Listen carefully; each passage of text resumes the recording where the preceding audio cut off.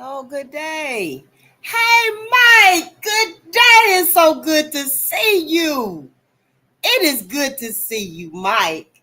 I was gonna go outside, but it's even warm out there. Ain't no need pointing the fan outside. I just sit right here and just keep the fan on me. But it's good to see you. I hope all is well. I hope all is well. And everybody's doing okay and not losing it, considering what's going on out here.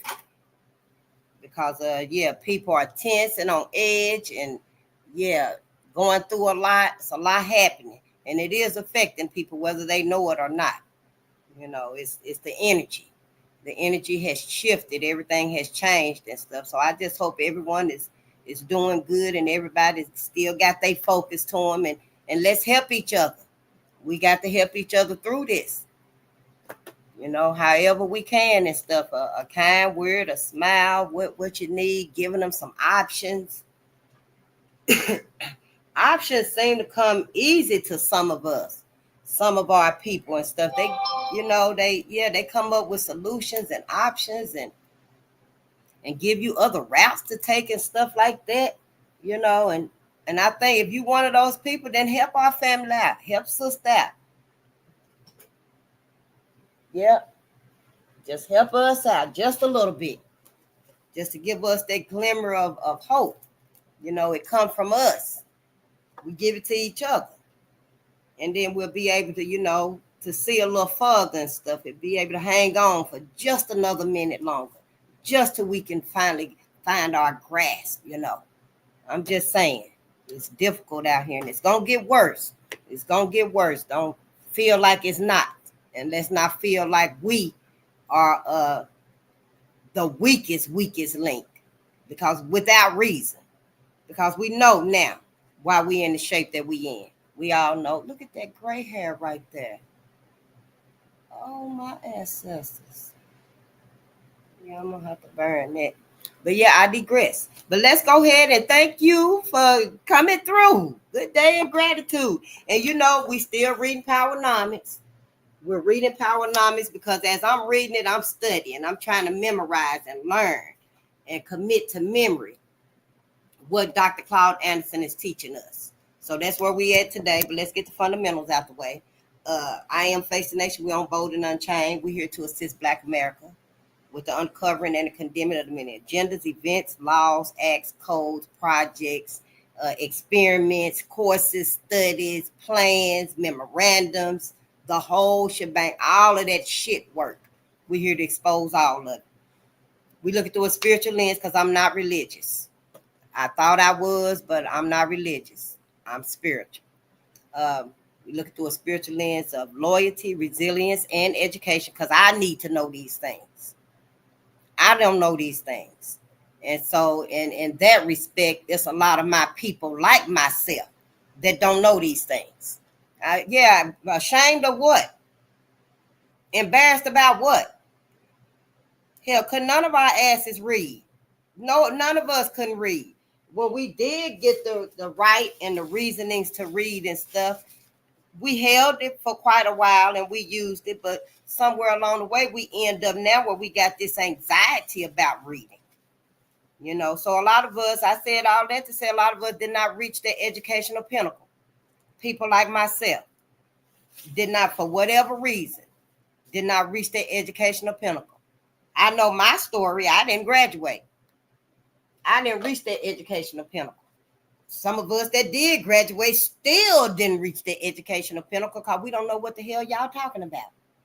We don't know what y'all talking about. The information wasn't saturated throughout our masses. Where I'm from, everything missed. Wasn't nothing saturated down to the South. We didn't get none of the benefits and the knowledge and the acknowledgement that a lot of schools and families in our communities got, because down South it's like, just forget about them. Forget them. Let's sacrifice them. So now I see that where I come from down South, it's a lot of people like me down South and all over this country. Some even up north maybe have migrated up there. I don't know what the situation may be personally, but I know we need to know this information. And that's enough for me to get out here and read it, because I will read. I love reading. And that's it, and that's all. My commentary, how I feel about things, that's a given, because I am learning it, reading it. So yeah, I do give my commentary a lot, and that's just my opinion. That ain't nobody else's opinion. Anybody that I read and stuff I read about, whether it be Michael Eric Dyson, who we just finished, or some of the other books that we just finished and stuff, those are my opinions, that, you know, we shouldn't be in heaven with white folks. Ain't no justice in heaven for white folks. That we need to rethink our whole life and our afterlife, spending it with white America, integrating with white America. It ain't worked here and it ain't worked there. Those are my opinions. Those are my opinions, not nobody else's and stuff. If anybody else, our critical thinkers and greater minds think that, then please tell us so we can know. Because religion is a crutch now at this point. Religion, we only using it for a crutch to get to heaven. That's it, and that's all. It ain't giving us our critical thinking abilities. It's not allowing us to exercise our critical thinking abilities and stuff, and we disconnected from everything. So it's totally different now. We need to understand that. We got new books to learn and read now, to keep under our arms, to learn, to commit to memory. We got new books now, new Bibles, if you will. We do. This not for other people. I'm here about us, Black America, because I didn't know these things. I did not know we had our own Bibles. If I'd have known we had our own Bibles, honey, I wouldn't have been wasting my motherfucking time with other shit. My mama taught me. I ain't saying your Bible is shit, because I love to read Harlequin romance, Anne Rule, all kind of other stuff. But it was never stuff like this. These are our Black Bibles. We got more than one. You got more than one white man Bible. You got the King James Version. Then you got the NIV version. You got so many different versions of the Bible. You should understand we got more versions of our Black Bibles. We do. Here's some of them right here. I told you when I get to that point, when we get to it, that's the King James Version. This the New Testament. Now, I ain't saying that we're going to read these and stuff all from front to back. I'm really interested in the contradictions in these Bibles that you, Black America, overlooked. You overlooked them. You read them because they right there in black and white, but you didn't read between the lines. You didn't ponder. You didn't critically think. We didn't. Well, I ain't never even read the book, either one of them. So when I say we, yeah, I mean you. Oh, we judge me. You see, why so many gods? Why so many Black America? For you. I ain't talking about other people. Other people is fine. It's you that don't have your own God. Yeah, that's how it came out. You got everybody else's gods. You religious. You're not even spiritual anymore, which is your nature. Spirit is your nature, Black America, but you're so traumatized out of Islam. Yeah. So which one? They all. Keep them if you must. Black America, keep them. It means so much to us. Religion does. Jesus does. God does. And I'm not saying it shouldn't. You believe, you believe. But use it for your benefit. Use religion for your benefit. Use it to think. Ask some questions about it. Without the information, it's hard to ask them questions without information. But with new information, you got questions that you need to be thinking about, Black America. 100 years of lynching?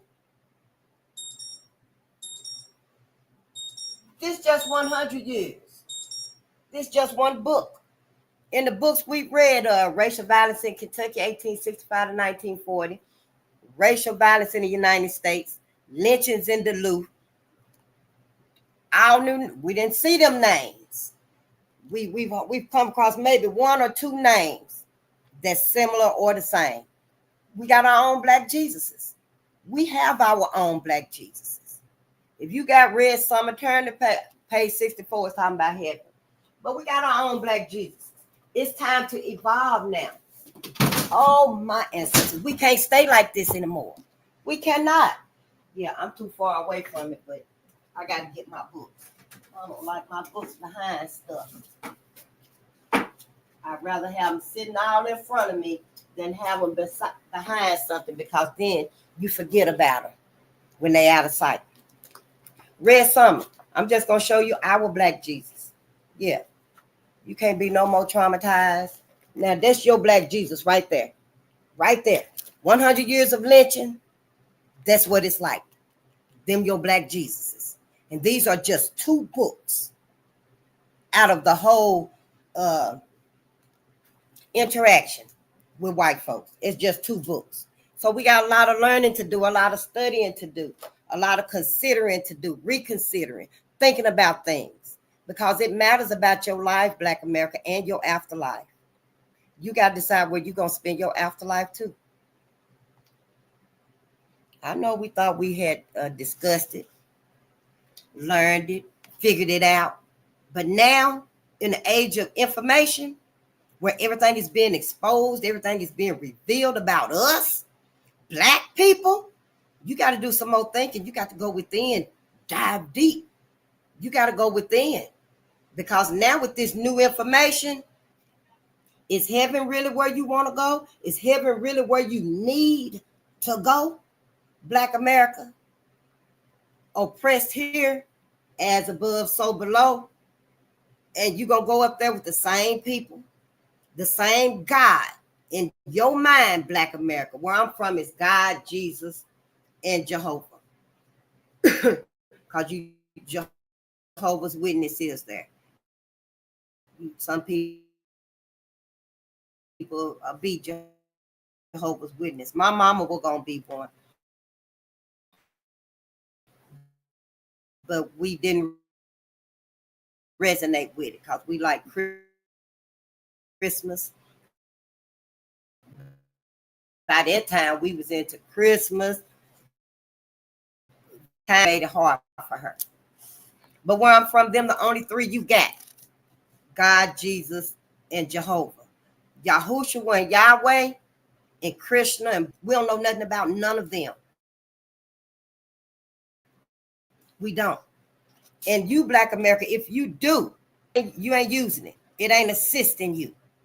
It's not helping you to have that critical thinking skill that you need. We're using it the wrong way. We're not allowed to think for ourselves and to actually ponder serious, untalked about conversations that we don't have. We don't never even talk about white folks. We don't never talk about white people and what they've done. We don't. We just let it motherfucking be. Just like we made our great grandmamas and great granddaddies and great aunties. We made them forget about their sons, their grandsons that were lynched and slaughtered and flayed and burned at the stake. We made them forget about them because we didn't want to talk about white America. We done talking about white America in that light. So see, to forgive white America and uphold and coddle white America and comfort white America, we had to make it uncomfortable for us and ours. And they did. They let it go. Our ancestors let it go. That's what we wanted to do. Yeah, that's all right. Let them do it. So now we don't know about John Hartfield. We don't know about Jim Grant. We know about Emmett Till and Medgar Evers. They known by mostly everybody. But the ones that we don't know, the ones in the 100 years of lynching and all these books that we read, we have no idea about them. None. Where I'm from, Ike Fitzgerald, I-K-E. It could be Ike, it could be Ike. Ike Fitzgerald was lynched where I'm from, in my little neck of the woods. And right today, don't nobody remember. Don't nobody want to talk about Ike. Don't nobody remember his birthday. Remember what happened to him. Remember his mother, his father, his siblings. Nobody. No, everybody's too busy embracing and forgiving and fucking white America to even give a damn about us. That's where we at now with all of this. From the what y'all say, the rooter to the tutor, we all fucked up because of white America. That's why we can't come together. I ain't found nothing yet that suggested something else stopping us from coming together.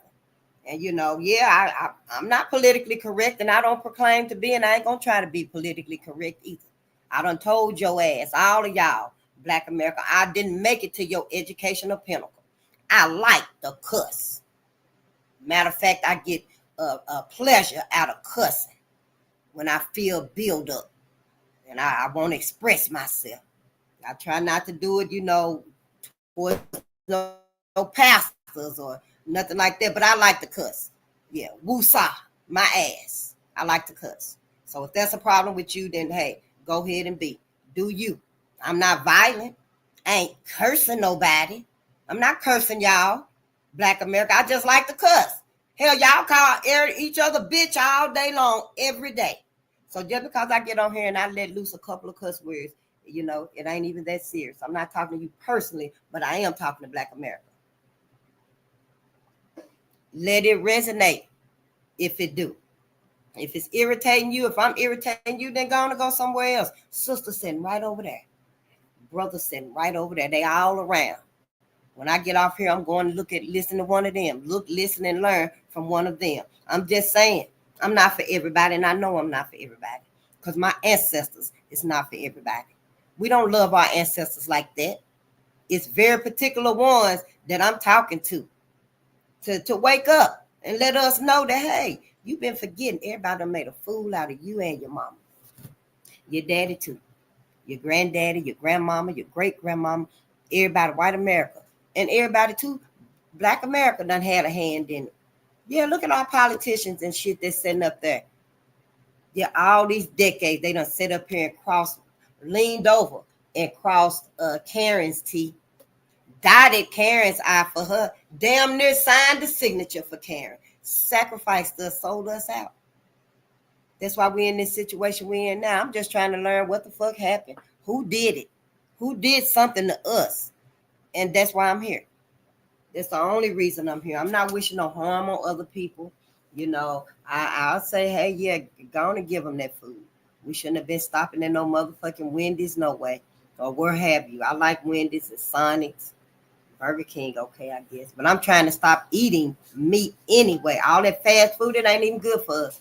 That's why I got my little garden grown. But yeah, I give that to whoever. Take it. I wasn't even supposed to have this. I don't even like this shit right here. I won't hurt white people and stuff. I'm not a harmful person. I won't sit there and eat in front of you and know that you ain't ate in 5 days. I can see your spine. I'm going to give it to you. I'm not saying be harmful or violent with white people and stuff, because I'm not a harmful, violent person. Yeah, I don't roll like that and stuff. I be like, get the fuck away from me. And that's where I am for Black America. We need to get the fuck away from white America. Now, whatever's going to happen from all of this chaos and the erasing of Black America's history, whatever the fuck happens between that, let it happen. Because we know who we are. We building it up now. Go on, let them erase everything. We coming right along behind they motherfucking ass, and we keeping it alive. We reviving everything that they trying to erase. See, all of this right here is more than meets the eye. For me, in my critical thinking, my analysis, I want to know what the fuck going on. What you up to now, white America? What are you up to now? You creating all of this motherfucking torture and turmoil on the planet. Because we in a war here with white America. So long, it don't even feel like a war to us. Because our ass normalize everything. Then literally at the same time, it's a war on the other side of the world because of white America. And we are indirectly involved in that because of white America. All of this is because of white America.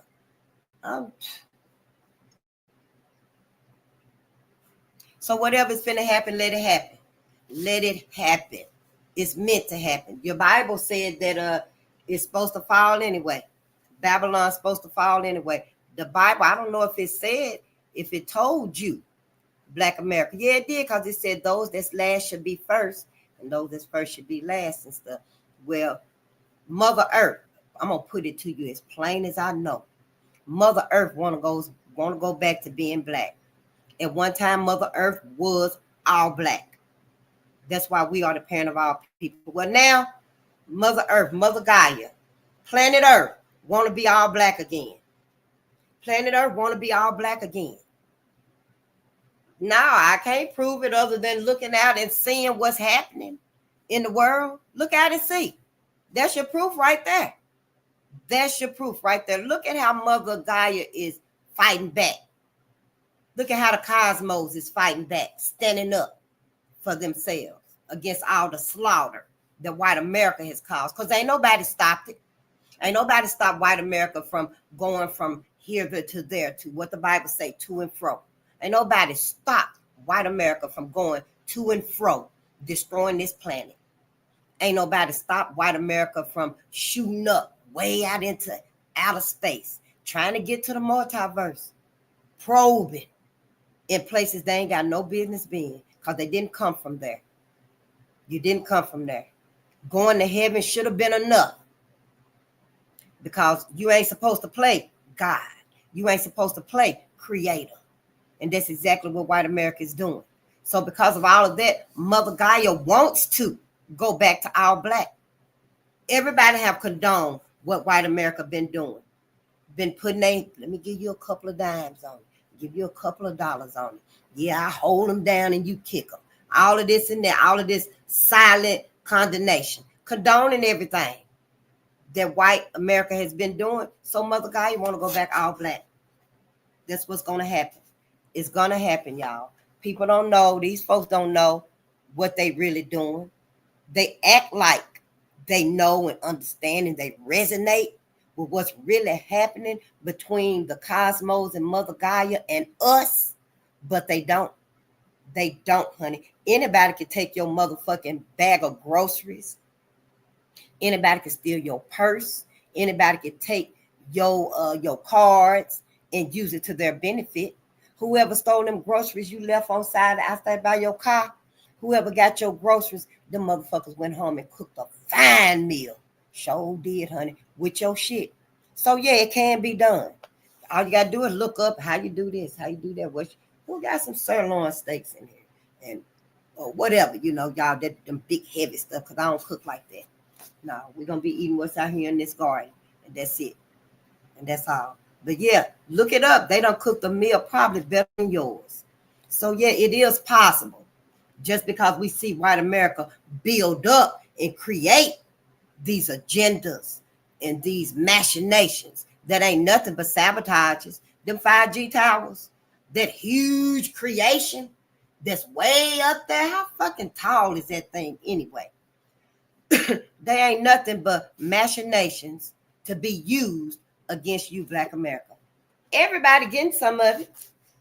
Them things is over everybody. Everybody getting some of it. That's why we got to get that EMP protection. Yeah. I speak on it sometimes because I, just be learning about it myself. That's if you want to. Now, the Bible teaches us to have faith of a mustard seed. That's what y'all been telling me and stuff. I ain't never read it and stuff, and that's what the pastors say and stuff. So you might just be going off of your faith of a mustard seed. But then it also say you got to put some works with it. Now, we know what's going to happen is going to happen. But that don't mean don't feed yourself until it happens. That don't mean prepare and provide and protect until it happens. I'm just saying, like, until that meteor or that missile motherfucking hit and vaporize every goddamn thing, yeah, you need to make sure you can eat. You need to make sure them babies over there can eat and be warm and be cool when it's too hot. And you got hot temperatures, heat swells and stuff going on. You need to be doing them things. Those are the works. But the faith is knowing that what's finna happen is finna happen. And I'm not going to be in the way. Yep, that's it. And don't fret, Black America. You can come back. You are energy. You are cosmic energy manifested. Yep. You are cosmic energy manifested. It's a beautiful story, honey. Don't nobody even want us to know. Nope. Sometimes I wonder, Black America don't even want us to know. Why? Why? Maybe they didn't think we could handle it. I know our elders, ancestors that are in the afterlife, they thought that we would get the message. They pretty much thought we would get the message and go ahead and do for us again. Look out for us. Build our village. Feed our village. Grow our village. That's what they thought. But no. We too traumatized for that with white America. The illusion of inclusion. We think we so involved and we part of one and we all one and stuff. No, we ain't. So, we didn't get that message and stuff. Well, now we are. Just use a little critical thinking. Use your discernment, your common sense on this channel as we read and we learn it. You use your common sense. If you got to ask your higher power, can you seek the truth? You must know the truth about 100 years of lynching. 100 years of lynching. You must know the truth because of Red Summer. You must know the truth because of the Red Record by Ida B. Wells. Ask your higher power, whatever his name may be. Because at this point, Black America, you need to call on all of them. You need to call on every last one of them to help you see that you've been misled this whole time. We've been sabotaged this whole time. Me too. I'm talking about me too. I'm just not in it with the religion and stuff because I don't believe in it like that. My mama taught me not to kill, steal, and destroy. I might have stole a few things. I remember when I was 6, I went to Albert McKill. Me and the family, if they see this, and y'all know we stole some candy from Albert McKill. Well, I did it again when I went back there. And I stole a candy bar. But I was so scared to eat that candy bar, I kept it all day. It was so hot and melted. And I took it back in there because I did get in trouble. When I was by myself, I tried it again. So yeah, but my mama taught me not to do those. I ain't no thief now. I don't steal. My mama taught me those things and stuff, so I don't feel overly bad to not have read the Bible. It's common sense. It should be. What you were supposed to have been getting out of the Bible, Black America, was to separate from white America. Don't procreate with white America. That's what you were supposed to have been getting out of that. If you had to pick that up, if you had to got that, I didn't either. Hell, I was asleep for 43 years and I never even read the book. But I'm just saying, once you read that and you come to that conclusion, then you start thinking about, well, how am I going to spend forever and ever in heaven with white folks? It would have led along them thoughts. Some kind of way, our minds are different. I take the long way around when I'm thinking. I take the long way around when I'm acting, when I'm doing stuff, when I'm in action. I don't just jump and do stuff and go with you and stuff. We're going to go the long way around and stuff. I read between the lines when I'm reading. I try to see what's the overall message to all of this. Now, that ain't always been true because with Ann Rule, true crime, I never at them times and stuff associated or connected the dots between all that crime of white America with us. Mostly because it was to white America. White on white crime. There's a lot of them. Ann Rule, just my favorite one that I had. But now that I got new knowledge, I got new questions. And I asked my higher power, can I seek the truth? Because I felt like I was blaspheming just like you will. Just like you do.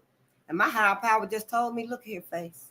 Yeah, you asking, can you seek the truth? It's plain and simple. Can I seek the truth about me, my people, and our dealings, our integrating with white America, about our afterlife and our life with white? Just ask them. And watch they let you know. It might come soon. It might take a little longer and stuff because you may not really want to know that you can seek the truth. Because it ain't really always comfortable to seek the truth. You know, ain't none of this been comfortable for me. And I didn't even know what was going to be on the next page of these books. So it ain't comfortable for us either. And it damn sure ain't supposed to be comfortable for white America. But we got to do it. And so that's why we're here. Copyright disclaimer on the 107 of the Copyright Act 1976. Allowance is made for fair use for purposes such as criticism, comment, news report, teaching, scholarship, and research. Fair use is use permitted by copyright statute that might otherwise be infringing. Non-profit, educational, or personal use tips to balance in favor of fair use. Yep, I know, right? I go through a lot. I'm long-winded when it comes to my people. I'm long-winded. You might want me to sing a song, and I'll sing 2 or 3, 4 songs at that point. But yeah, we're reading Powernomics, the National Plan to Empower Black America, Dr. Claud Anderson. Our Savior, right here. Saving us. Our Savior, if ever your ass need one, Black America. For your life, right here. To physically, literally save your ass. Save your ass. Yeah. Now I know your Savior gonna save your spirit, your soul. Somebody got to save your ass too. Somebody got to save your ass. And Dr. Claud Anderson is one of those saviors. Yes. See, we got our own saviors too. Black Jesuses, Black saviors. We got our own saviors too. Everything ain't like white America taught us that it was. Traumatized us that it was. No, you got to give yourself some freedom, family. You do. And we've been learning so much here, and I don't talk so much and stuff. We're not going to go over what we've learned, but we did learn about the 3 major impediments: maldistribution of the wealth, inappropriate behaviors, and lack of a national plan. We learned about coalition building. We learned about ethno-aggregation and vertical integration. We've learned so many things in this book right here, and I ain't even going to go through them and stuff. I'm just getting us up to where we are now. We also learned that the difference between neighborhoods and communities. We ain't got communities. Not no more. We got neighborhoods. That's what Black America got, neighborhoods. We just neighbors. We're only neighbors. We ain't got communities no more. They broken up. Our families are broken up. Our communities are broken up. Our village is scattered. What was a village is a room over there and a room over there and a room over there and a room over there and a shed right there and a shack over there. That's how it is today. We ain't got those things no more. Nope. Everybody done set us up. Our allies, our sellouts, they all done set us up. Organizations and nonprofits knew exactly what they were doing. They knew exactly what they were doing when they set up that organization. And then we're going to call everybody to come and join. Should have stopped that calling Black America. What you should have did was help Black America get their own organization. That's what coalition building is. Getting with other folks in their establishments. Then we got our own people. I was one of them for a minute there too. I did it. Yep. I went out and would tell our people, come on, join this organization. Let's join this organization. We doing this, we doing that. And it wasn't even my motherfucking establishment. I just thought I was doing a benefit for my people, see? Then you got your clipboard, put your email on there and your contact information, put your phone number so we can call you and stuff. And see, all of that paperwork, when you hand it in at the end of the day, the week, however you doing your canvassing and stuff, because it was different sometimes. Then they take that information, submit it on behalf of having a new member. And being a Black body, being a member, even if being a donating member is more than being a standard member. Just being a standardized member, getting the newsletters, the updates, the check-ins or what have you, that counts for something. Now, when you're a donated member, then you probably be donating. Let me send some money to the organization I started. Well, they already getting grants, funds, big bills and shit. They're already getting that. We get nothing. You get nothing for being there. That's what coalition building, basically, that's what it said. Basically, that's what it said. That's what it means. So we have a whole lot of takers out here on both sides. White folks been taken from us, and black folks been taken from us, and letting other people benefit from it. And it's fucked up. I don't like it. I do not like it. Now is the time you get your ass right. You can't come and join on the front lines no more. But what you can do is organize. Put your shit together.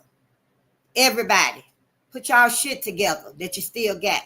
You still got your 6-figure bank account, your business banks and all that shit like that. You got your pantries, your personal pantry, and you got the community pantry because you kept some of that stuff.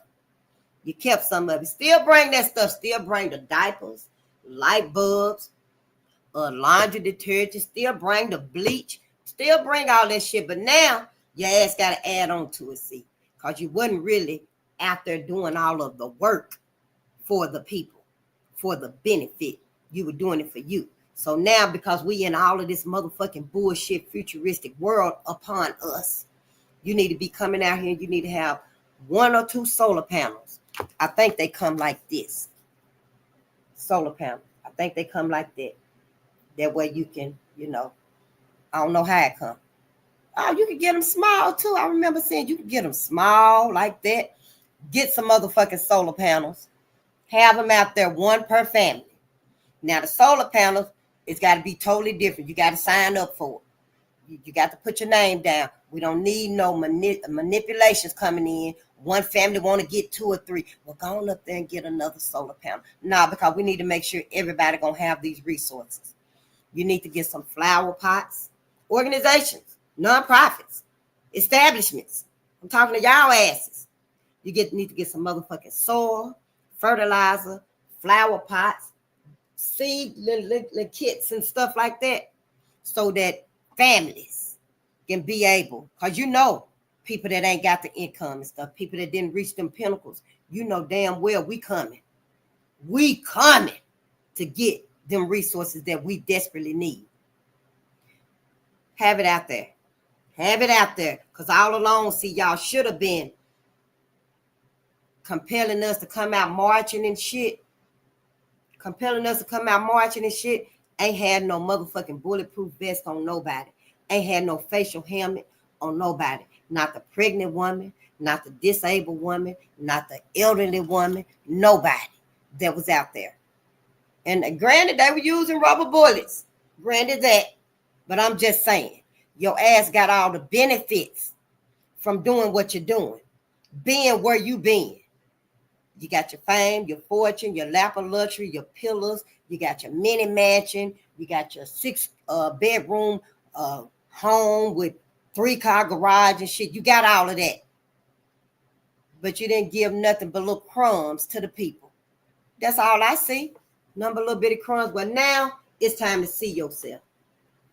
It's time to see yourself and what you've done to Black America.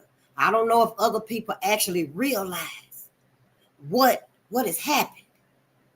But just reading this book alone has shown me, is teaching me that y'all asses done sat there and sacrificed and set up Black America from the get-go. And you knew you were doing wrong. But see, you didn't feel like Black America was going to wake up.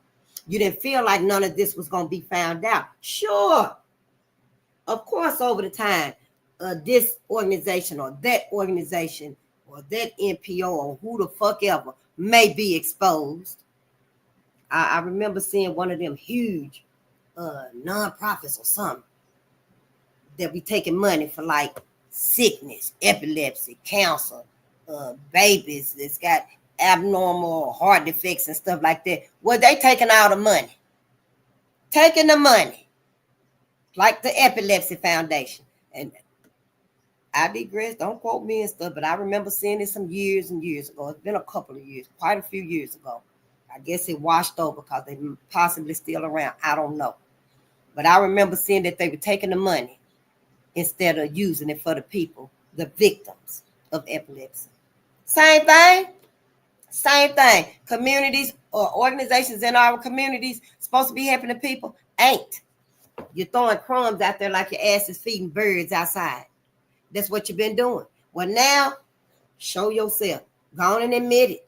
Do the right thing to yourself, if nobody else. Go on and get them first solar panels. Go on and get them first bags of soil. When you come out there, I don't care if your ass got to have 250 bags of seeding soil. Get it. Work together. Call up your other organization friends and shit and let them know I'm going to have the seeding soil. You get the potting mix. You get potting soil. You get earth castings. You get vegetable. What's that other one I got out there yesterday to help my poor garden? Help my garden ancestors. I know I done filled them up to the top with soil up to the first leaf. Let them just push through the top and let us have a good harvest. Ashe. I'm just saying, get what you need to get for our people, because you know you ain't been doing it. You know you ain't been doing it. Think about all them babies, all them toddlers, the little bitty kids, the elders that ain't gonna have no warmth, ain't gonna have no light. Help us get water filtration systems. Help us with these resources we gonna need. Help us get up them blankets. They real thin, look like aluminum foil, but they are actually heating blankets. I ain't even open mine. I just got them in there. And that way, you know, put that over the baby. With the blanket and that, the baby should stay fairly warm. And then the body heat. You got to be able to get some resources that people need now. Y'all asses ain't finna keep motherfucking sacrificing and taking from Black America because nobody ain't gonna stand up for Black America. You're not gonna keep doing that bullshit. I ain't calling no names or nothing like that because I don't even know y'all people. I don't even know y'all motherfucking asses. But you know who you are. And you know what you got. You know what you've done.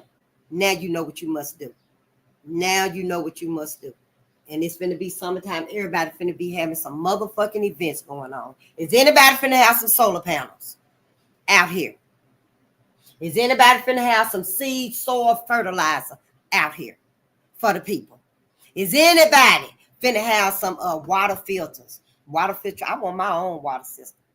I'm putting water buckets, water jars, water, everything that'll hold water in the refrigerator now. And you might not even get no food in the refrigerator. Your ass better, as soon as you pick that stir fry, you better go cook it. As soon as you pick it, I'm freezing ice. I'm freezing water. Because whenever happens, whatever gonna happen, you're gonna want to have you some water. You're gonna need some water. Fill up your bathtub too. On that last day when everything shut down and stuff, before your refrigerator and shit go spoil and stuff, you better grab that damn barbecue grill and get out there and you better grill up every piece of meat you can. What's frozen there, that all that water that's freezing, you better keep it on ice. Keep it on ice and go on and eat it up and stuff. But you got your vegetable garden out here. That's what you're going to be eating. That bathtub, you better fill that motherfucker up. I don't know, clean it out real good with water or something, with bleach. And yeah, just be sure and rinse it out real good and fill that motherfucker up real full with water. Because you're going to need water more than anything. It's good to fast anyway. Me trying to not eat meat, it's been the longest challenge ever. It's been like 4 years now, maybe 3. 4, who counting? Who the fuck is counting now? But we got to get used to fasting, not eating. Got to get used to not eating meat all the time. Wean them babies off of that meat. Buy some bouillon cubes and put in your pantry while you prepping. I know every now and then, every blue moon, maybe once a week, throw one of them cubes off in some mashed potatoes. It'll give it a little meat taste to it and stuff. Because that's probably all we're going to be working with. So don't worry. Don't be frantic and stuff. Just be wary. We've dealt with this type of thing before.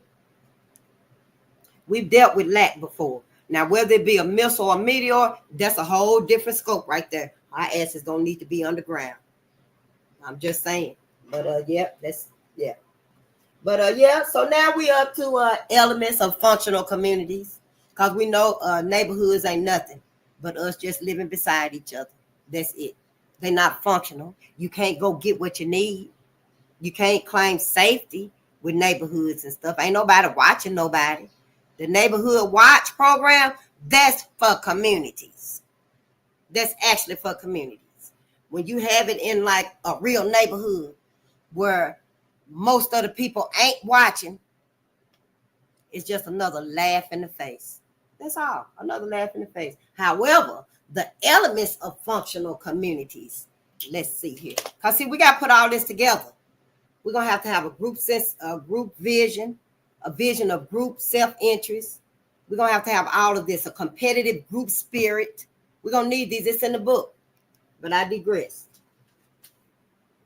But elements of a functional community. Now that we have identified some of the major menaces and impediments to building Black communities, let's begin to design the kind of communities that we want and need.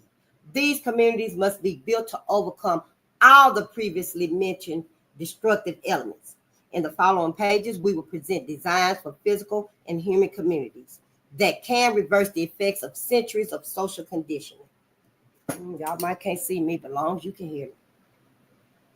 The first thing we must do is convert residential neighborhoods into functioning communities that contain 3 elements of operating systems. This is the first thing we must do. Yeah, that look kind of dark, don't it?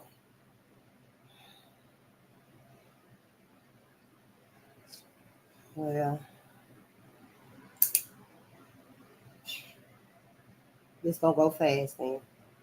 First, they should have an independent economy that is wholly owned by residents of the community and provides consumer products, services, businesses, and employment opportunity. First, we should have an independent economy that is wholly owned by residents of the community and provides consumer products. So we need businesses. Businesses. You love to do hair? Go on and open up your hair shop. Open up your hair shop. We spoke about the other day or the other reading being locked out of the hair industry. Get in it. Get in it now. I'll be damned if we don't sit down everybody. We're going to stop going to everybody. The other ones, Asians or whoever them people is, that's got the hair stores and stuff, and just come to yours. We'll just come to yours. There is a way to get back on the board, y'all. Daycares, whoever love babies, love to babysit babies, teach them, love to take care of them and read to them and feed them and teach them and show them love. Get your daycare center up. Get your daycare, even if it's in the back part of your home. Or you got it fixed up for your daycare. Do it. Do it. You ain't got to charge these exorbitant damn fees that they charging a single mother with multiple children working a motherfucking minimum wage, which is really low wage job. You ain't got to charge them $500 a month.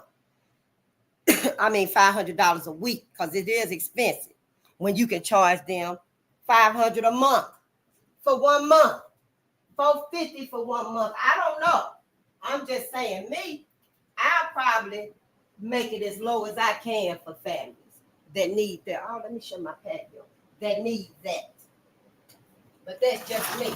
Because if I got the time and I'm available, I'm not busy, I don't mind. I wouldn't mind doing it if that's where your heart is at. I'm just saying. Your school. You love to read and study and teach, and you always researching and stuff like that. Go ahead, open your 1-room school, your 2-room school with the bathroom and, your little kitchenette or whatever, however you may have it and stuff. Go ahead and open it up and stuff. Your grocery store, even if it is a front street little store. So what? We'll come there and get what we need to go with our vegetable gardens that we growing at home. That's what he's talking about. And it's on different levels. You got ideas too. But we got to have these services and businesses and employment opportunities. And yeah, you can hire other people if you want to. I'm just saying. We just saying. It need to be Black. We need to be there. We need to be there so we can have control. We can know what's going on. We can. This right here is all black. This is a national plan, our national plan. And it is not supposed to be for other people. There is no allowance for infiltration, but you can do whatever you want to do, and you're going to do it. Because you ain't going to be able, Black America, you got a problem standing up to white America saying, no, this right here is, I'm hiring, my own people and stuff. Black-owned business. I'm looking for somebody that can benefit from this. I know you need a job too, but go down there and get Sister Sabrina. She doing the same kind of work. I don't know. You got to put all of that to the side and stuff. You got to be able to say, this is Black-owned for Black people, because we need that now. Everybody going to say you discriminating, you're prejudiced, you're racist, what the fuck ever. I'm motherfucking suspicious about white folks. Every time you get in on something that Black folk is building and creating, you goddamn ass fuck it up. You get in it and you sabotage the whole motherfucking thing. It end up becoming something other than what it was intended to be. But that's me, my opinions. That's how I feel. Second, they should have an active code of conduct and group accountability. Yeah, a community should have an active code of conduct and group accountability. Now, that's like saying, like, to me, now these are functional communities. This functional community, if it were mine, my functional community, because I will have my homestead. Confirmation. I will have my homestead. But you will not see our Black children on my homestead, whether they be my family or just a familiar family, godchildren, god sister, however, whoever. You will not see them out there having twerking games.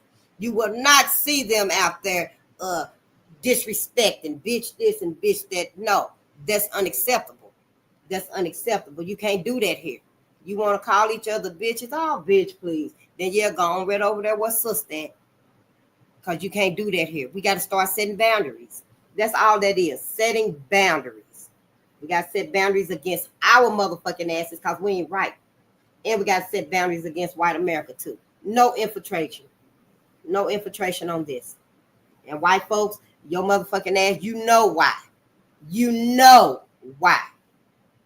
Everything that's going on out here today, immigrants running for their motherfucking life over here. Illegal immigrants running for their life over here. White America, you ain't said a motherfucking thing. You ain't stood up on a goddamn toe, a voice, or vote, or nothing for everything of ours being erased. I mean, literally being erased. White America ain't took to the streets. White America ain't binded together and united together and stand up and tell your goddamn government, your brothers, your sons, your daddies, your great-granddaddies, your uncles, your cousins. White America ain't stood up and told their asses, put it back. Put it back. Everything that you erasing, give it back to Black America. You ain't stood up for us like that. So, yeah, I don't see nothing that you do but infiltrate and sabotage us. And third, but not least, they should have a form of governance that collectively speaks for the residents and is capable of applying political pressure to outside groups. You get that? And not to mention inside groups too. Yeah, but see, we're 20 years late. I'm 20 years late with this right here. Now, see, if I'd have read this before I started trying to become a protester, then I would have known, see. But yeah, hey, I digress. Now let's elaborate more fully on each one of these elements.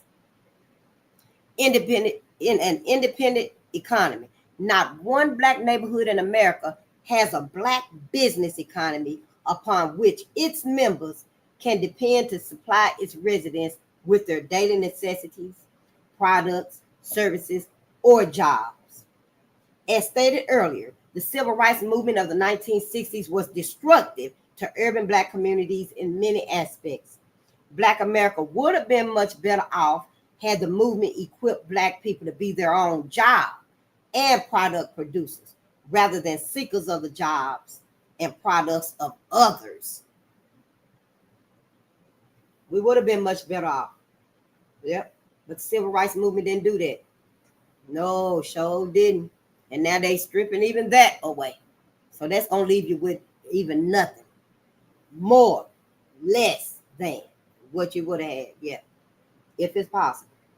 If blacks had become production-oriented rather than consumption-oriented, there is little likelihood that today they would have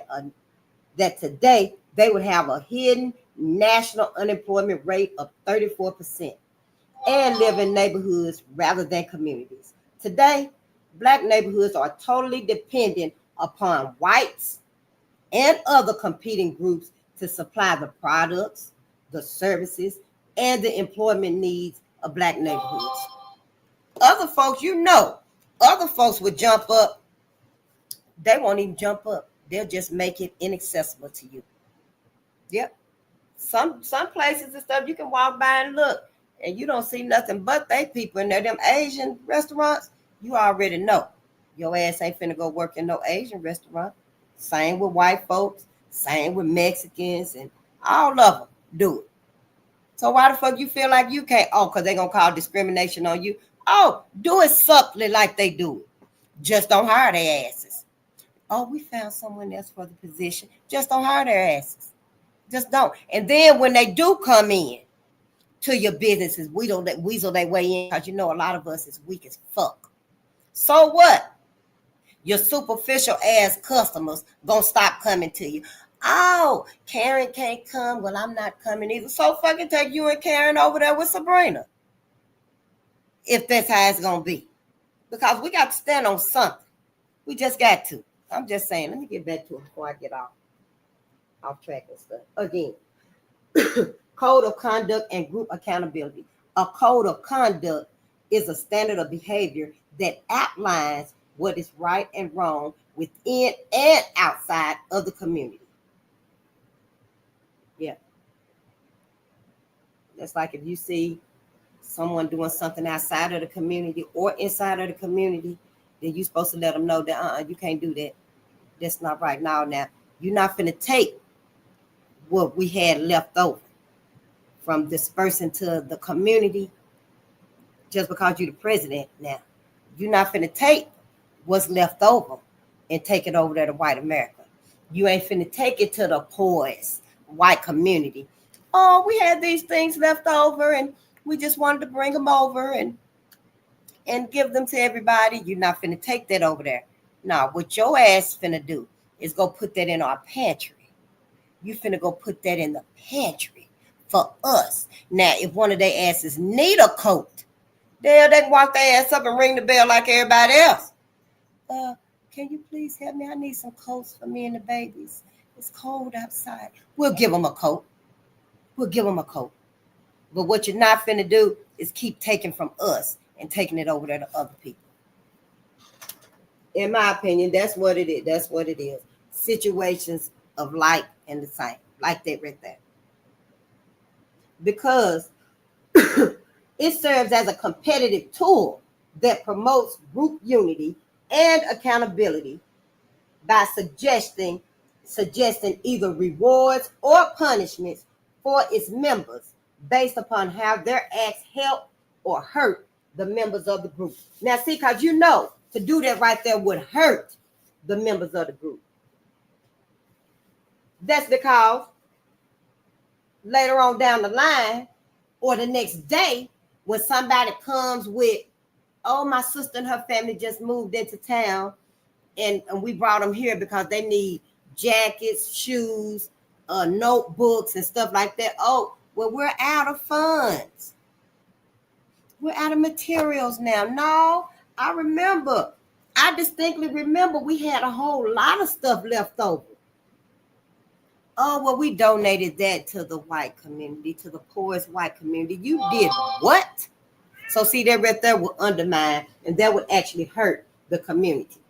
That's why it's got to be some accountability, some group accountability. The burden of establishing and enforcing a code of conduct typically falls upon the shoulders of the community's basic institutions, the church, the family, and the school. And as you see now, honey, you out of all 9 churches in that one community, honey, you might see 1 or 2 that's trying to do right. But they ain't calling out the other ones, though. They trying to do right and follow the right path and, do right by the people and stuff. But they ain't calling out those that ain't doing right. I'm just saying for me. And our families are so fucking scattered and fucked up, so intense right now. And the school, you mean that same school that taught us to glorify white manifestations? That same school. But yeah, this was 20 years ago. And it still might hold true, Dr. Claud. It still might hold true. He did say the church, the family, and the school. But now you got to pick the churches that are going to uphold this. You're not finna run your ass to TD Jakes now and think you're finna put TD Jakes over this right here, because you're not going to do it. Hell to the fuck no. You ain't going to do it. You ain't finna go to the most destructive, unacknowledging, unforgiving, white-minded family just because they got money and bring them over here and put them over this. No, the fuck you not. The schools either. None of it. We're going to have to look at the church, the families, and the schools that's going to be involved in this. Because now we got so many takers. We don't know who's who. You got to go by the energy. You got to go by the energy, and we're going to have to keep their asses in eyesight at all times. The dot and the crossing. The dot on that I and the crossing of that T. Yeah, you ain't going to be the only one that's going to get to see them papers now. Everybody finna do it. Everybody finna know what's going on in our community. Everybody that needs to know. It's finna know what's going on, because it ain't finna be no more hindsight. Give this and take that away from Black America no more.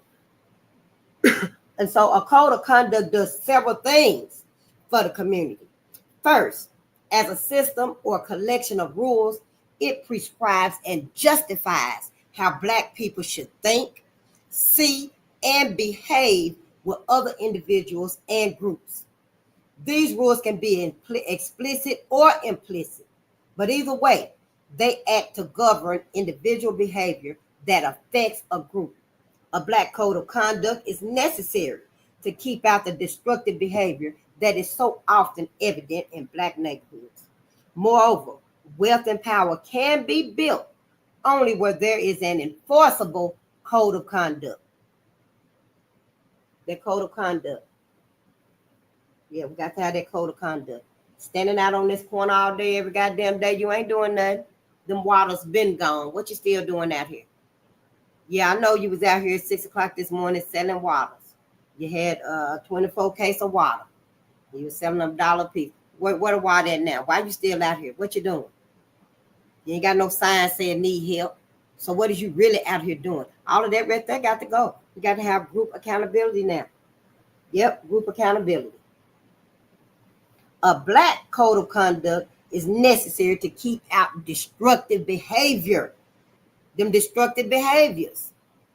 That's why we need a Black code of conduct, not white code of conduct. White code of conduct is like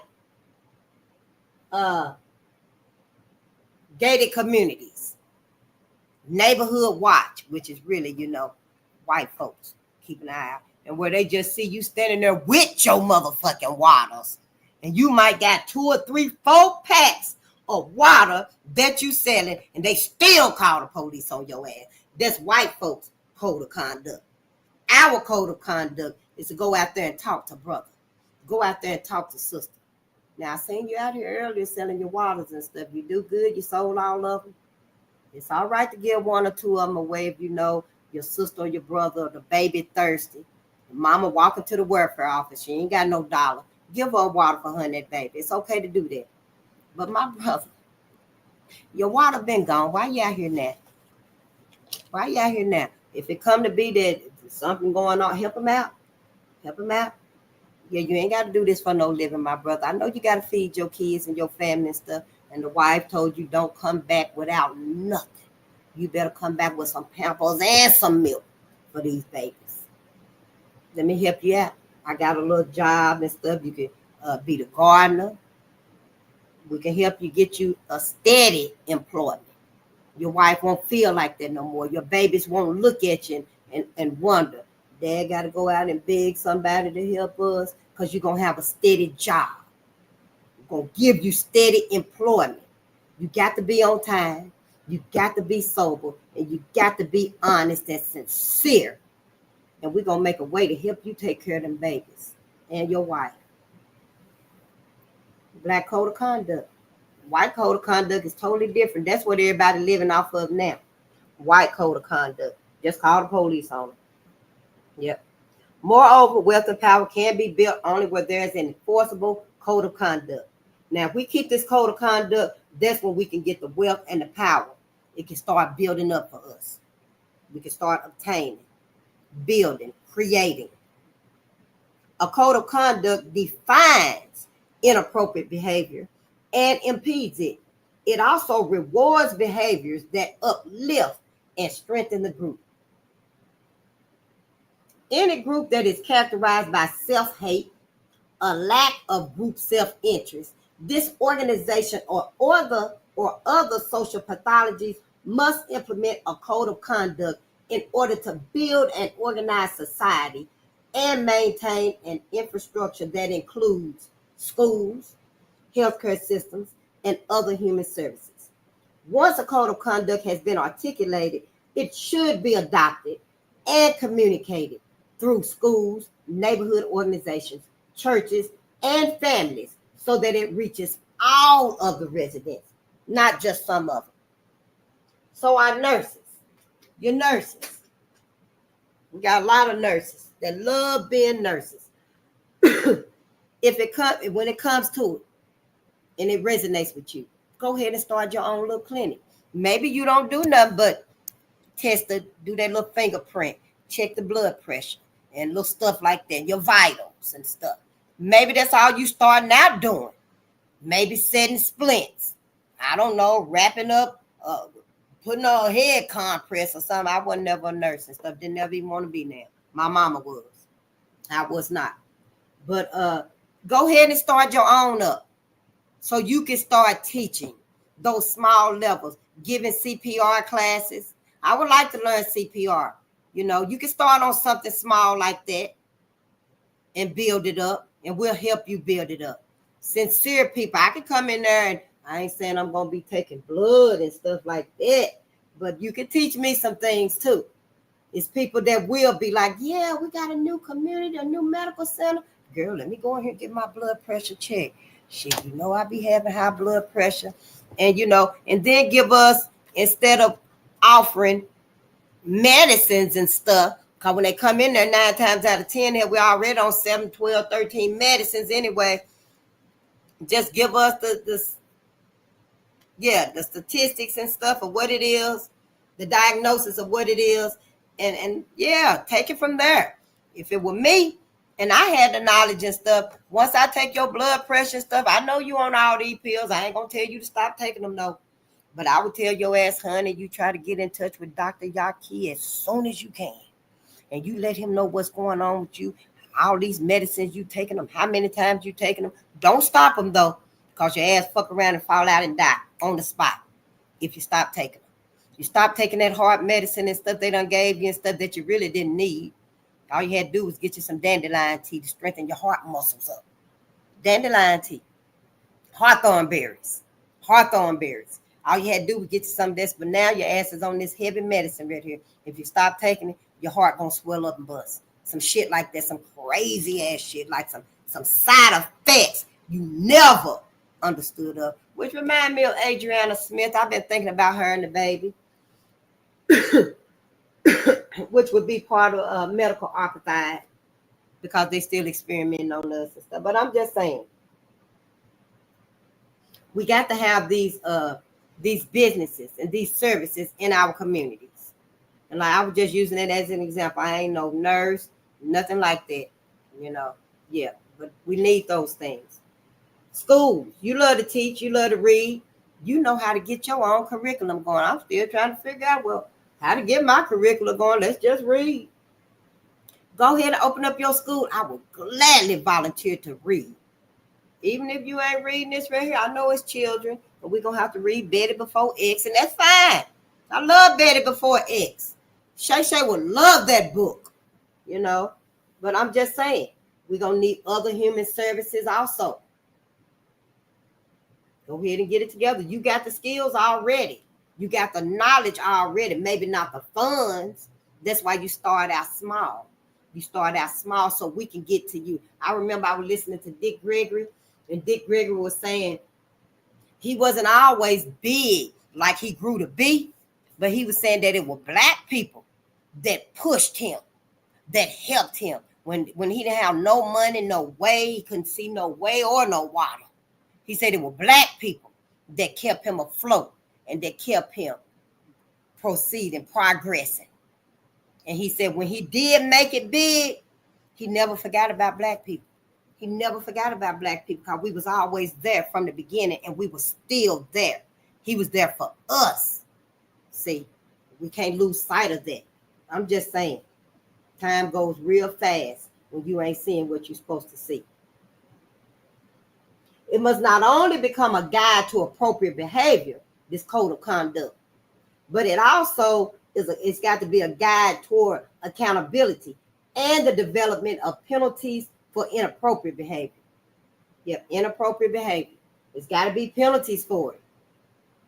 It ain't like we just gonna let, oh yeah, you stole that from that lady and stuff. We know she dropped her stuff and you picked it up and stuff. We know you bumped into her and reached in her pocket and pickpocketed her and stuff. All them inappropriate behaviors, they must be held accountable for them. Now, you know, maybe it's possibly that you got to pay that lady. You got to pay her what you kept of hers when you knew it was hers. That's somebody's great grandmama that dropped her wallet. She was just coming from the bank, the Black bank that you got up and stuff. She was just coming from the bank and stuff and dropped her money. And you pick it up. You got to pay her money back, and you got to mow her yard too. Yeah, you got to mow her yard unless she said, I don't want his ass around. You know, yeah, I'm just saying. A code of conduct should be carefully taught to Black children so that each generation will know what is expected of it. Among other things, Black youth need to know how they should treat other members of their family and community. Because we don't know. We don't know how to treat other members of our community. We don't know how to treat our family members. We just don't. We treat us like white folk treat us. So Black youth need to know how they should treat other members of their family and community, how to conduct themselves at school, in church, or in the community, and how to show respect for themselves, their property, as well as the property of other people, of others. A code of conduct must effectively discourage Sambo behavior that was once known as Uncle Tomism. This kind of behavior is extremely detrimental to community building. It is nearly impossible to eliminate because dominant society rushes to reward it. That's white America. White America rewards you for being an Uncle Tom or a Sambo, having Sambo behavior. Yeah, white America rewards you for that. That was like with during slavery days. They've been doing it a long time. During slavery days, when you told on brother because he was escaping, he was planning an escape, and the other slave went and told on it, they got meritorious manumission. They got their freedom for snitching on another slave. So white America would, that's the dominant society, white America, they would reward that. Samboism is a means of social control that extends all the way back to slavery. The majority society, white folks, has always needed a few Blacks who would sell out their race for their own personal gains. The practice of Samboism has continued for more than a century after slavery ended because there is still not a prescribed code of conduct that either forbids it or imposes consequences to those who engage in it as a means of selling out their race. The consequences for Samboism can vary from social sanctions to economic penalties. In some cities, Black activist community organizations post the pictures of Sambos on yard signs and billboards. Others publicly issue Sambo certificates and Hayward Shepherd Awards. Hayward Shepherd was a Black man who was killed by John Brown's raiding party for trying to warn the town of Harper's Ferry, Virginia, that raiders were there to free the Black slaves. I didn't know about that. Let's read that again.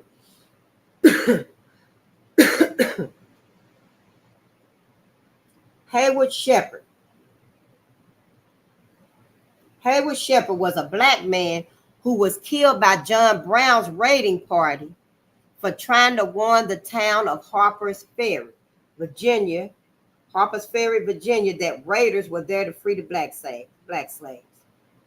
So John Brown, of Harper's Ferry, John Brown and his two sons went to Harper's Ferry to free the slaves. And it was a big old shebang. Everybody was lynched.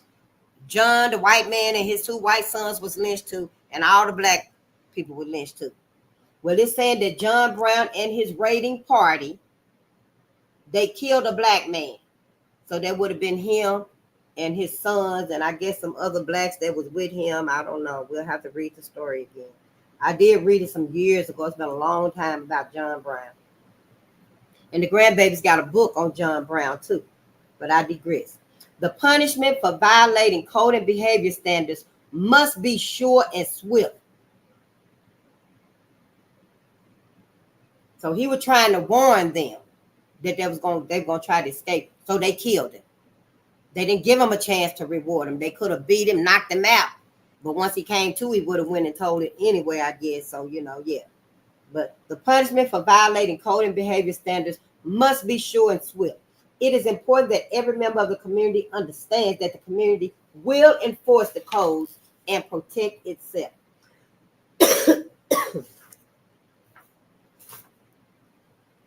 A code of conduct will be necessary to communicate new team standards.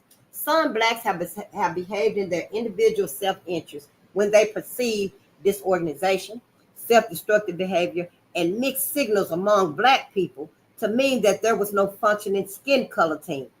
Those who choose to change their behavior, to re-identify with the team, and to take part in helping the group achieve self-sufficiency and competitiveness would need a code of conduct as a guide to new behaviors. It can show those who have position and celebrity status in sports, entertainment, corporate America, or in government how to benefit and strengthen the group. Social and political governance. Lastly, a functional Black community should have a structure of social and political governance that regulates community institutions and represents the collective interests of the community. All across America, Black neighborhoods are administered and governed by white people, even in cities where Black elected officials are already in place. White people set the rules, Blacks are expected to obey. Whites set the rules, Blacks are expected to obey. This pattern of domination was achieved with the full knowledge and support of both Black and white societies. Not no more. Not anymore. We on chapter 3. That's it. We just on chapter 3. The Black political party will be run by Black people. It will be run by Black people. It will be governed by Black people. Once Black get into a stronger position, I'm thinking that's what he's going to say. That's how I feel. That's what I'm saying in my opinion. Once Blacks get into a stronger position, they should not allow whites or any other group to represent them in competitive situations. Did you hear that? I hope you did. Once Black people get into position, we should not allow white people or any other group of people to represent us in competitive situations. Sure won't. You can't speak for me and mine.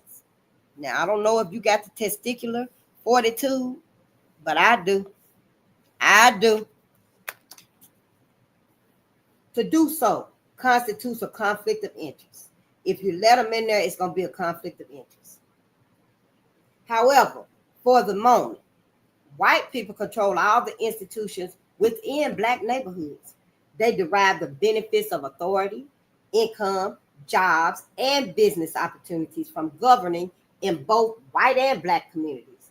Moreover, they determine what services Black people receive and the products or opportunities that exist within Black neighborhoods. It is now imperative that Blacks put themselves in positions, socially and politically, to represent and be responsible for their own community. This will not be easy. Even when Black people are duly and legally elected to public office, they often do not make governing decisions that are in the best interest of their Black constituents. No, because you're sitting at somebody else's table. You're going by somebody else's agenda. You at somebody else's organization. You ain't calling the shots. They calling the shots. As soon as you say, oh no, that's not right for Black America. That's not right for Black people. Then they either gonna out your ass or silence your ass. You can sit there and say nothing. You will know it. Your opinion is not valued. Oh, they might let you stay there. They might let you stay in there so they can keep getting them benefits for your Black body being there. But as far as participating, if you're gonna be participating for the benefit of Black people, it don't work like that. Somebody once told me, yeah, because see, I wanted to sit on the city council board. I wanted to. And somebody had once told me, no, because when you do, you're going to have to follow their agenda.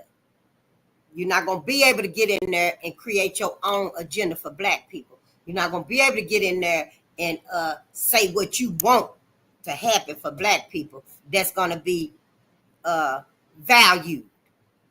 And where I still want to do it anyway. But still, the lesson is we got to do this for ourselves. I wasn't meant to sit on other people's bullshit, be in other people's shit. Not me. No, I need to be sitting at the right table. The right table with Black people. I'm a Black woman. So yeah, we will be having our own political party. I can't hold it in no longer. Yeah, that's what this all about. We will be establishing, reviving our own Black political party. It's in chapter 7 in the book right here.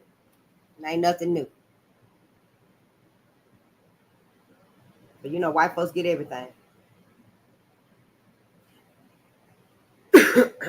Since Blacks rarely conduct polls or vote based on criteria other than popularity and have little money for campaign contributions, Blacks seeking or holding public office find it more advantageous to secure the approval of white society. Because see, we ain't got the money, the resources, we ain't got what we need to conduct polls or votes based on anything other than popularity. So we use white folks. We ally with white folks. That's basically what he's saying. Find it more advantageous to secure the approval of white society, because if white folks approve and white folks allow you to do it, then they're gonna have your back. They're gonna always have your back and be there for you, and they're gonna show up for you and stuff, honey. But they know that they ain't got your people's back. See, and they'll help you. Yeah, we'll get this $35,000 grant, and we'll spend 5,000 of it. We'll take 5,000 face. Now we have other things to do with this grant. We got like building repair, the building fund. You know, our churches always say that. We got other things to do, organizational debts and stuff. We got to upgrade the system. We need new equipment. It's always something. See, that's how it goes when you ally with other people, because they really not for the benefit of the Black collective. And you can't lie no more, Black people, and say that they are, because they're not. Now, if it wasn't $35,000, then tell us how much it was then. You tell us how much money you've been getting and say the 5-10 years past. How much money have you gotten all together? Now, how much did you disburse to the community? I'm just saying. They believe white dollars will come to them while they are in office, as well as when they leave public service. They harbor no such notions about Black dollars. Because see, while they in office and then after they're out of office, they don't retire and stuff, they still expect them white dollars, that white authority, that white approval to come through for them. In the case of Black elected officials, they are restricted from assisting the Black community because they do not control public or private resources. The dominant society makes sure that public resources follow the control of white elected officials, protecting their own best interests. They do not want the levels of control in Black hands. Most of them know or suspect that it's easier to ideologically and politically control and economically exploit disorganized Black people who lack both physical communities and a strong sense of community. Andrew Hacker, in his book, Two Nations, discussed how white people fear Black people and hold strong beliefs that political control should never be surrendered to Black people. Never. And remember, I was telling y'all some readings ago, a couple of books ago. This one white man, I forgot what he was and stuff, but he was in the political arena. And he won because he was telling white folks that they're going to always uphold white political dominance and just give him the vote. They gave him the vote. And when they gave it to him and stuff, he told them, now we got to do right and give Black America their necessities. We got to give them their necessities. They're going to need housing. They're going to need health care, that type of thing. But other than the necessities, we ain't giving them shit. That's what it is. That's still how it is, so to speak. Yep. Give them what they need, and that's it, and that's all. And other folks, other groups of people have made sure that they condoned and tolerated that. Under this system of white domination, Black elected officials' political party is mostly symbolic. It's just a symbol, like a token. Damn. Withholding control of public resources from Black officials is a standard operating procedure. Oh, wow, that's the norm. Yeah. Wow, Blacks will not voluntarily be given control regardless of whether the city's Black population is the minority or the majority. Without tangible resources and power, it is nearly impossible for the properly intentioned Black elected official or the Black community to compete. There's no way you can compete. Yeah, not like this. But yeah, we're going to get out of here. Let me read at least one more. Oh, yeah, this must be the last one. Nationalism and pluralism. Since nationalism and pluralism allow millions of ethnic immigrants to compete as a group, they have the potential to do the same for Black people. Devotion to one's own cultural group or nation is called nationalism. Nationalism helps groups build communities, mobilize for power, and control resources. It allows cultural groups to function as nations within nations.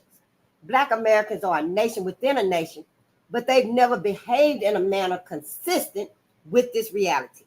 In our pluralistic society, many groups are nationalistic. They form their nation of kindhood. They form their nation of peoplehood based on common underlying characteristics from skin color to language. Nationalism is based upon a sense of community and can make it easier for Black people to build a cohesive group within the nation. As an excluded nation living on the margins of American society, Black people have marched, prayed, and fought to be accepted into mainstream society. They have wanted to be a part of a nation rather than to be a nation.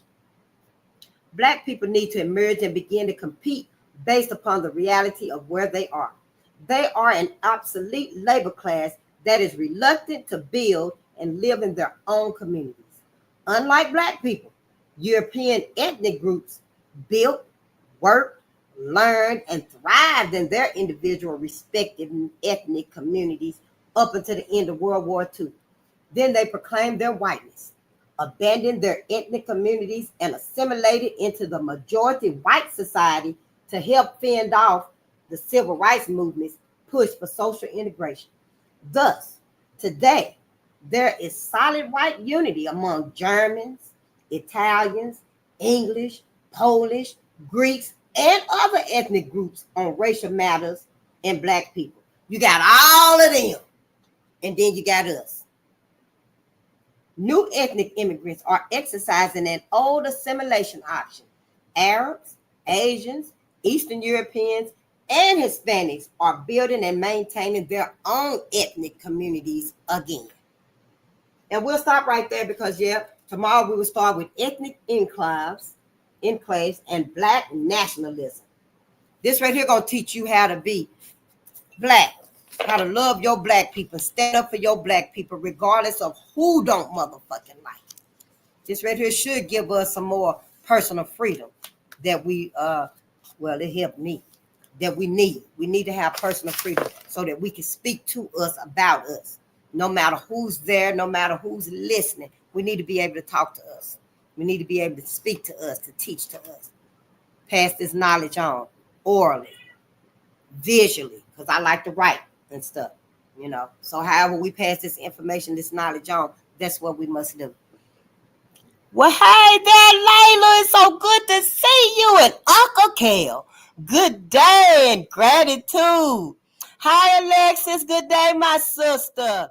Oh, that's wonderful. Thank you so much. An algorithmic overhaul. The fact that they don't want to give us any control proves that it was ours in the first place. Yep. A thief will never give you back. What was yours, but will let somebody else to the right, left hold it. That's right. We're going to get it back. We got to. If we don't get it back, white America plan on claiming it in the future. Once they have lowered our numbers, they have decreased our numbers so much. I know it. They're going to take down all the machines, the 5G tower. Sophia robot just going to be another mannequin.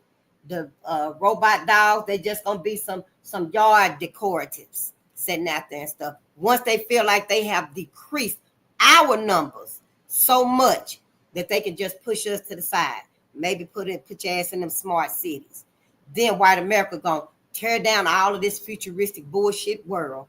And they may not tear it down. They like shit like that, I suppose. But they're going to claim blackness. They're going to claim the blackness at that point. Some diabolical shit. I ain't never thought like this. I'm like, wow, who are these people? But, we on the same planet together. We do have to be civil together. But goddamn it, we ain't got to be together. We do not have to be together. And today, allegedly 2025 is showing us more than ever that we got to look out for us now. We got to look out for us now. I know you think you're colorblind, and I know you think you don't see color, white American stuff, but hell, white America see color. White America, just because Sabrina don't, go ask Sabrina grandmama and great grandmama, her great uncles, and ask them so your ass can get some true knowledge about how white folks really feel. If Sabrina was any type of friend of yours, if Karen, Brad, Ken, if they asses was any type of friend of yours, they would let you know that when you was over their house and you was asleep, and Sabrina got the double bunk bed and stuff in her room, beautiful room, you love going over there. But when she had that sleepover, and her mama said it was okay, and you was over there sleeping and stuff, her grandmama came in there and was just standing in the door, looking at you while you was sleeping in the bed. You don't know what that old white woman was thinking about, but whatever she was thinking about, the family would have kept that secret. If she had came over there and slit your ass from top to bottom, the family would have kept that secret for her because it was something she couldn't constrain herself from doing. So you got to know who the fuck you around now. I ain't saying don't just look at Tyrone. Hell, look at them too. You gotta look at Brad ass too. Yeah, the way you look at Tyrone and Ray out here, honey, your ass need to be looking at Sabrina, Karen, Brad, Ken. You need to be looking at Barbie, Becky, all of them too. The same motherfucking way. I'm just saying now. Learn to be loyal to yourself and your people, Black America. Yep. Oh, thank you so much. The ancestors. It's the sun. It's the sun and the ancestors in us. We waking up. We all are glowing. We glowing. We getting this information, this knowledge. We on the right side where we supposed to be on. And when we on there, everybody see it. I'm glad you told me you see it because I didn't know. But I love y'all to life and afterlife. And tonight we have started a new reading. I think I could be a little bit more consistent now. I don't know, with Powernomics, I might have to do more readings with that and stuff. I feel like I'm going slow because it's taking me so long to learn the phrases and stuff, you know, that he teaching us and stuff. But I digress. We'll just keep it like this for now. Yeah. But yeah, I love y'all. And I'll see you tonight on the next page. Peace and power to the people.